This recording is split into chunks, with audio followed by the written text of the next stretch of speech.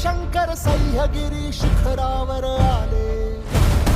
हे सळसळ सळ रणकंटक तलवारी वज्रमूठ सरसावून भाले.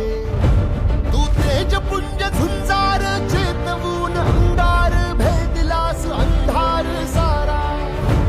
तू अर्थ राम राज्याचा हिंदवी स्वराज्याचा एकमेव आराध्य झाला.